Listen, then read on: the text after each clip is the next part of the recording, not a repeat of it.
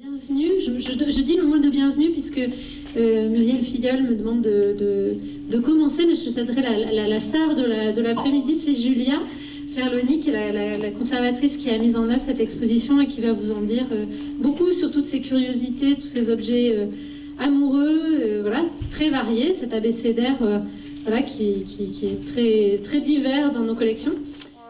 On a voulu se mettre au diapason de l'événement Marseille-Provence 2018 qui commençait pour la Saint-Valentin. Et comme forcément on parle d'amour, voilà, 14 février ça s'imposait.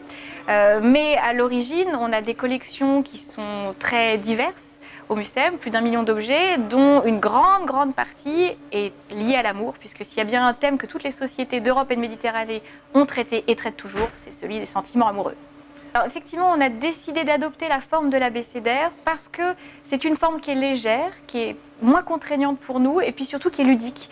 Et donc ça permet de présenter sur un thème donné au moins 26 sens différents de ce même thème.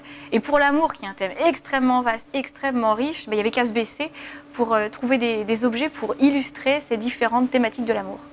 En tout cas, il faut avoir été amoureuse, ça c'est sûr, pour voir un petit peu toutes les dimensions de l'amour, ou bien ne pas être encore amoureuse, mais imaginer ce que c'est que l'amour, parce qu'il y a dans tous ces objets un imaginaire très fort. Si je prends l'exemple de la quenouille, qu'on n'associe pas forcément à l'amour, mais qui faisait partie des cadeaux de mariage qu'on offrait jusqu'au milieu du XXe siècle dans certaines parties de l'Europe, la quenouille, quand on lit La Belle au bois dormant, quand on la voit en dessin animé, elle se pique le doigt sur une quenouille avant de rencontrer le prince charmant. Donc oui, on n'a pas besoin d'être amoureuse, on peut aussi se faire une représentation de l'amour pour pouvoir composer cette collection. Et donc cette exposition s'adresse aux amoureux ou ceux qui voudraient l'être. Qui voudraient découvrir l'amour. Ça s'adresse aux amoureux, oui, ça s'adresse aussi aux amoureux qui aiment regarder les choses d'un point de vue un peu amusant.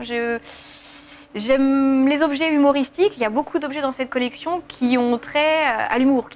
On peut penser que c'est une manière un peu ironique de voir l'amour, mais en même temps, on ne peut pas se voiler la face et se dire qu'il n'y a pas une certaine distanciation qu'on peut avoir avec l'amour. Et donc composer une exposition, de toute façon, c'est une distanciation qu'on prend. Et moi, j'ai emprunté le biais de l'humour pour ce faire.